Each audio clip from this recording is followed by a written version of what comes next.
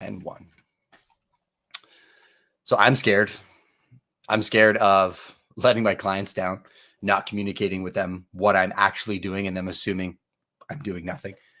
I'm really scared of life passing me by and I never get to fish the Skeena River. I'm really scared of eating poorly every single day and dying of a heart attack and not being there to walk my daughter down the aisle. Really, really scared of letting my wife down, not communicating effectively with her on a daily basis, and then us growing apart. Probably most terrified of meeting God one day and then him telling me he doesn't actually know who I am.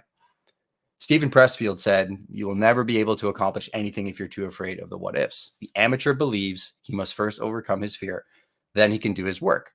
The professional knows that fear can never be overcome. He knows there's no such thing as a fearless warrior or a dread-free artist." Shout out to Kate Volman for sharing that with me actually on Breakfast with Champions this week. The War of Art's one of my favorite books, and I didn't even latch onto that quote until she shared it this week. I've felt the fear of looking stupid. I probably felt it right before I pressed record on this. I've felt the fear of what other people will think about me. I bet you've felt the same fear of not wanting to shoot content because what are the people around me going to say or think? What are my coworkers going to say or think? Are they going to make fun of me? Is my hair going to look bad? You're probably scared of letting other people down, so you don't even really try.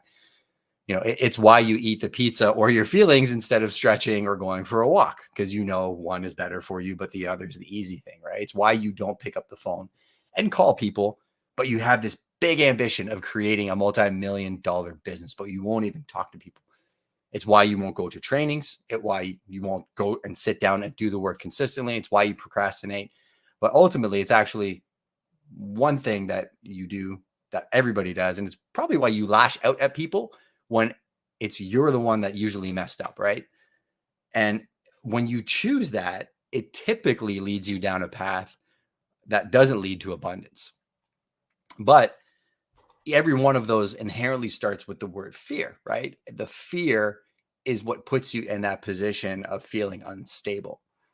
The interesting thing about fear is you actually need to feed it to survive.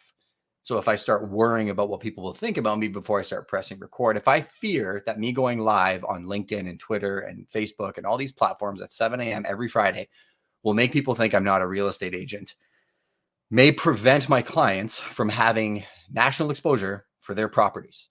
And that if there is a QSR moving to London, Ontario that wants to go in an amazing plaza in Kilworth, what if that developer thinks, well, Justin, you're just like a life coach and you're just putting out all this motivational content, not realizing that Norm Katz, who's in these rooms all the time, has amazing connections to QSRs. We've been working with Retail Canada. I've been talking to him for like 3 weeks about getting QSRs to my properties.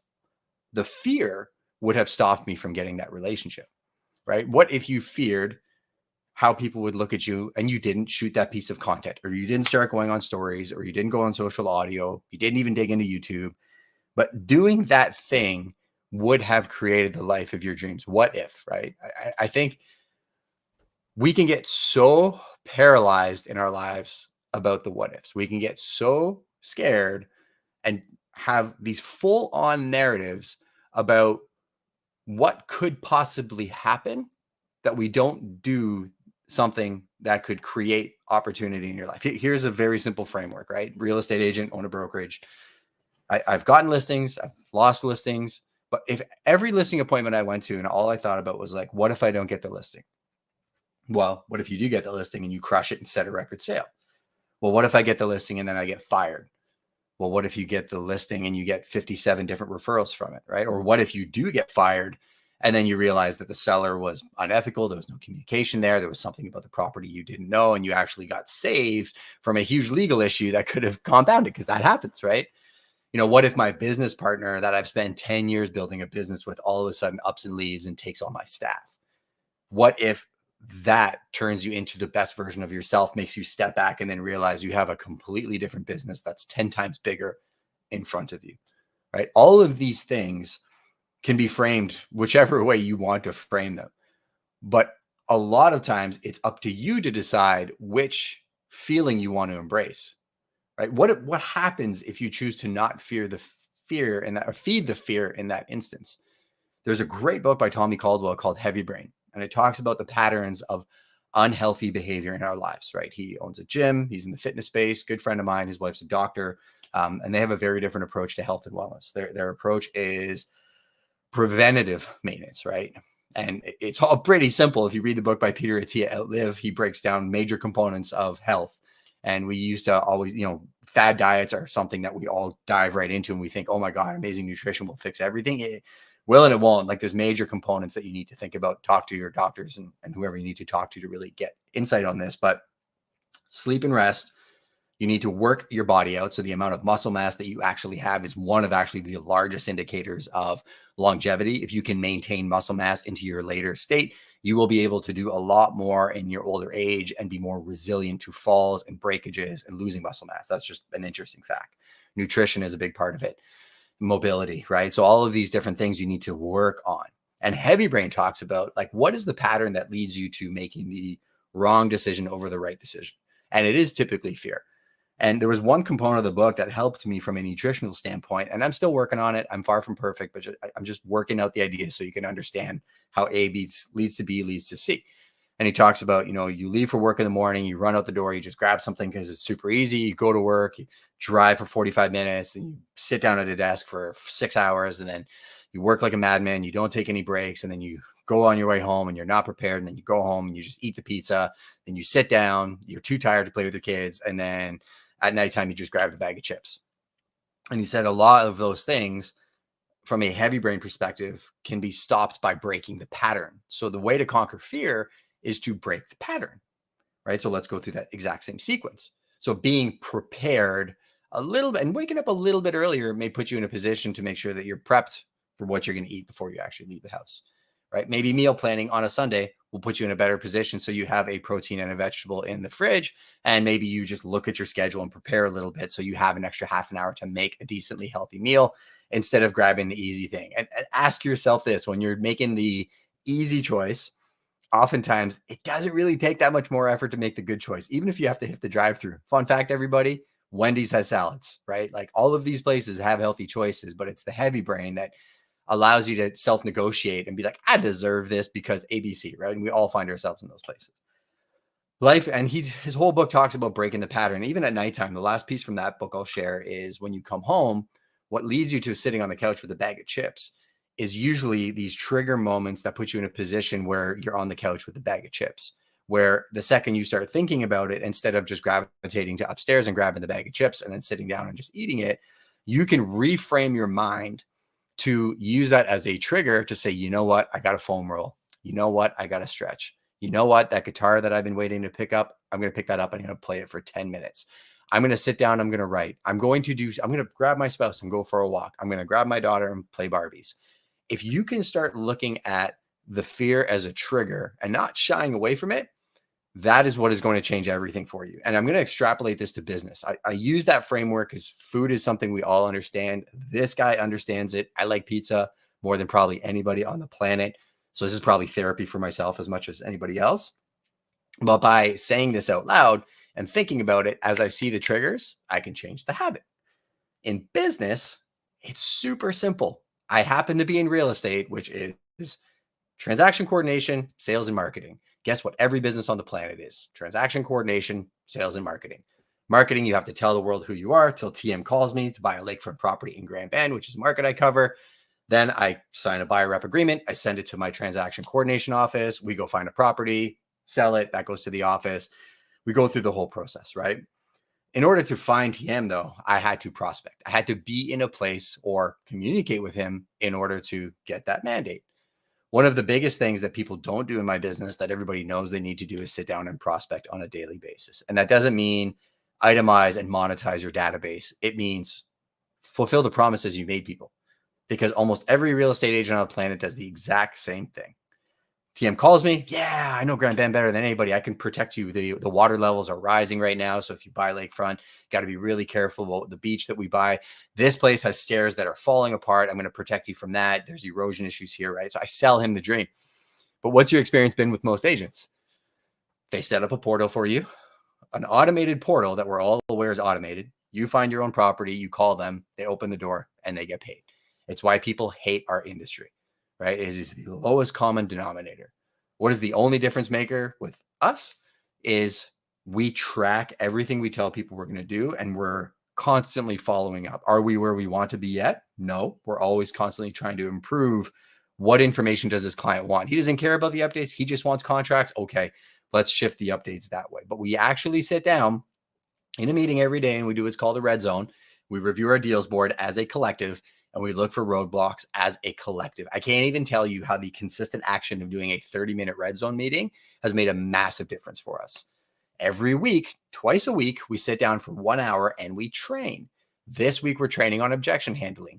Why? Because we're in a marketplace with crazy high interest rate. The Bank of Canada has no idea what it's doing, and housing market's all over the place. And we're simply thinking, how do we need to serve people? There's 3 simple conversations I bet if you're in Canada, you're having. It's 1, Justin, don't ever call me. I don't know why I clicked on your lead, which is odd to me that Facebook leads will literally click on ads and then you call them. They're like, don't call me. I'm like, you clicked on my ad, man, but whatever. You're out of my database. No problem. The other 2 leads are, I'm really unsure about the marketplace. I'm scared it's going to crash. And that's a long-term, hey, I'll get you on my newsletter, watch my YouTube videos. I'll keep you posted on housing market, or I'm doing something in the next 0 to 3 months. So that training allows us to have better conversations and be equipped to break down the Bank of Canada rate hold update and what that means for the real estate market. That training allows us to have conversations with each other and develop our own flavor and style, and also work on our own niches together. And they say, if you don't do something 2 hours a week, you shouldn't even say that you do that thing. If you don't paint 2 hours a week, you're not really an artist. If you don't play your instrument 2 hours a week, you're not really a musician. And if you don't prospect and train in real estate, in my opinion, you are not a real estate professional. Our industry, the bar is far, far, far too low. The training is absolutely atrocious. There's no standard of business practice. The word full service real estate shouldn't exist. Doesn't mean anything. I've had people compare, oh, I do full service real estate just like Justin. I do videos just like Justin. And I laugh because they don't own the platform we own.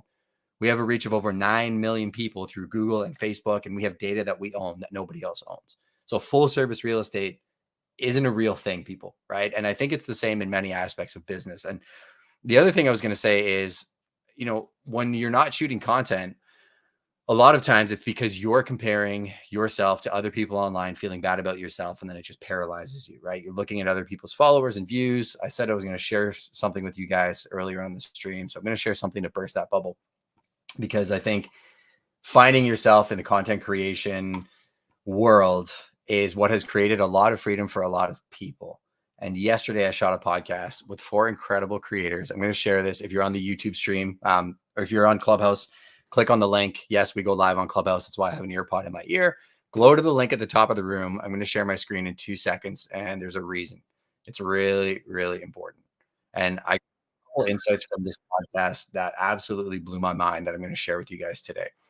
If you want to see the whole podcast, you can go to my YouTube channel. If you want to listen to audio, then simply go to the Prime People podcast on all platforms. I'll drop that in the group chat, and then I'll share the nuggets. So check this out. This is the Prime People podcast.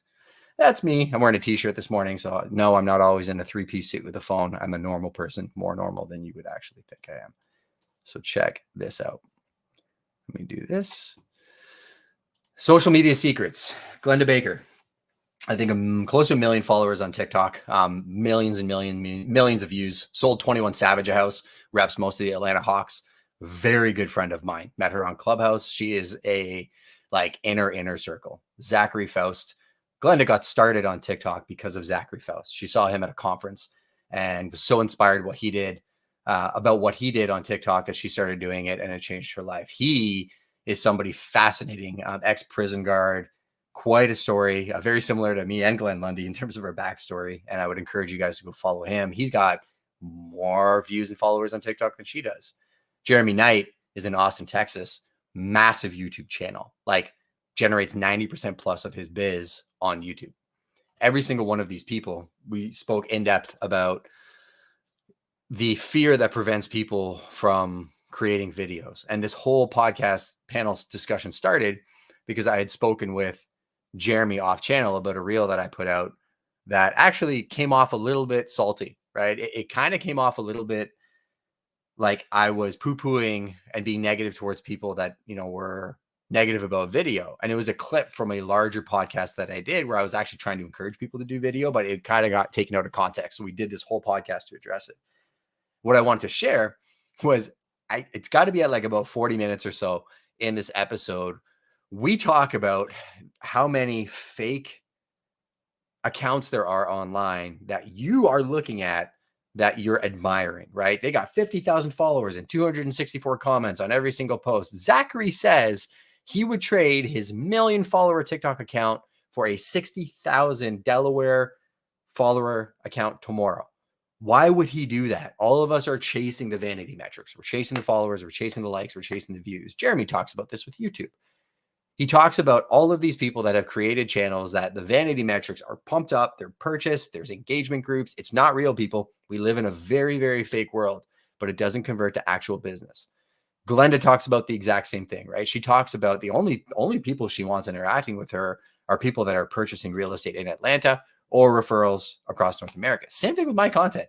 Like, I'm not looking to find 5 million followers on YouTube and blow up and be the next Peter McKinnon, right? What I'm trying to do is separate my two channels, Prime Real Estate Brokerage, and educate people on real estate that are shopping in my area or nationally to work with me. So if you need an agent anywhere in the world, I'm your guy. You can trust me. And if you don't believe me, look at the receipts and look at all the content I put out. Then you can decide if you actually trust me. On my channel, this channel, I was a mess. I was probably more broken than most people. And what I'm encouraging you to do on this channel is find the best version of yourself. Skip the 10 years of grinding and mistakes that I made and create an amazing business in your world, in your life. Don't need to sell you coaching. I don't need to sell you anything.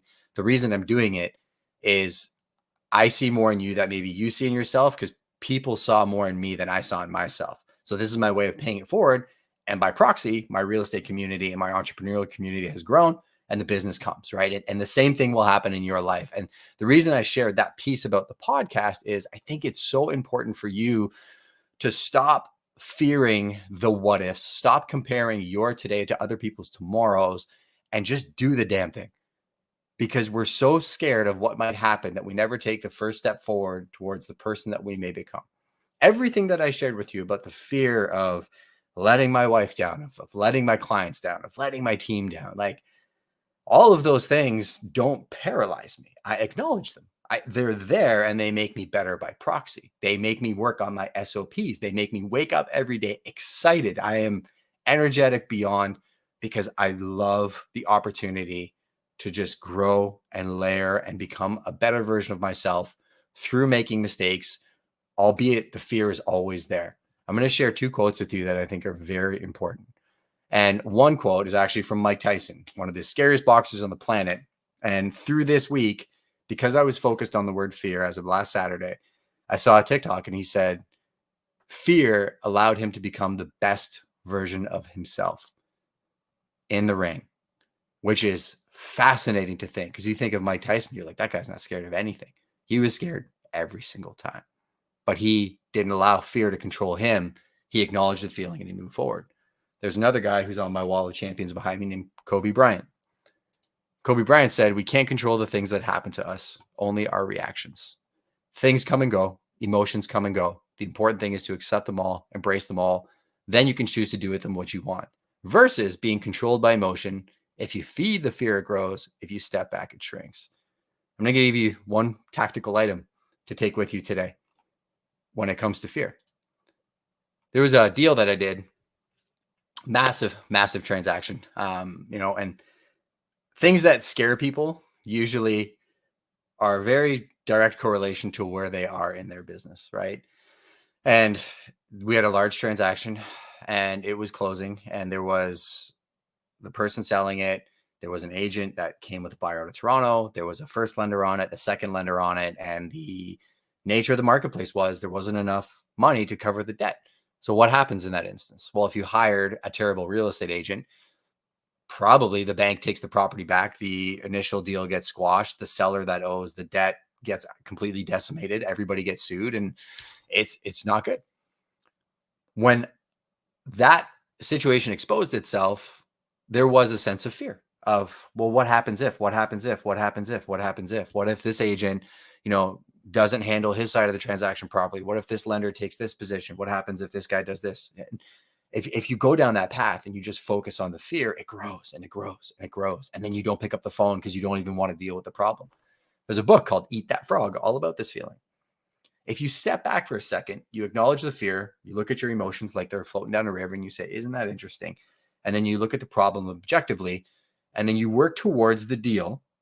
You can compartmentalize each one of the people in that scenario. Well, what does the buyer want? The buyer loves the house. They agree to pay this price. Okay, they want to close. The agent wants his commission on that side.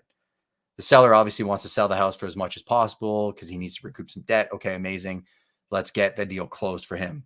What does the first lender want to do? He wants to, cut his losses, make as much money as he can as well too, in a really tough market where the price I got for this property is more than anybody would probably pay. And if he took it back, it's probably going to sell for $100,000 less. Okay.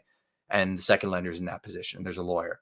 So stepping back objectively, if you look at all the players in the situation, you can actually find a through line of, well, that first position lender, I have deal flow for because of my connection. So let's establish a rapport with him, show him there's money to be made beyond this transaction, show him where the market's at and what sale price we achieved. So he understands this is the right deal for him.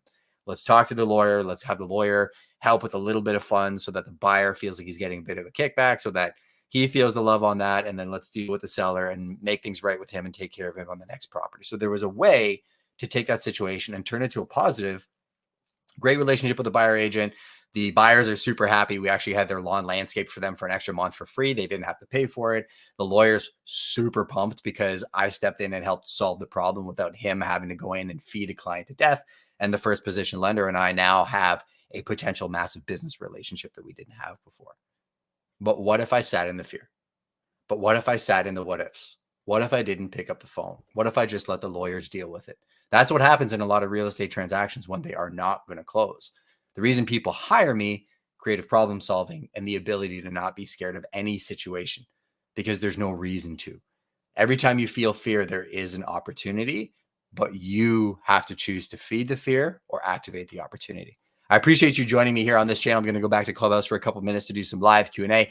If you want to be able to come onto my community and ask guest questions, just hit that subscribe notification button. I bring on the guests. You can actually come into StreamYard, come on screen, get your face on camera with some incredible people. If there's any videos you want me to do specifically for you, let me know. I do my live streams every Friday morning, 7 to 7:30. And last but not least, if you go to justinconico.com, you can subscribe to my newsletter where I'll be dropping my actual writings on the topics that I cover every single week. And it's the only thing you can do to support the show. Share it with somebody that you like, and I will catch you on the next one.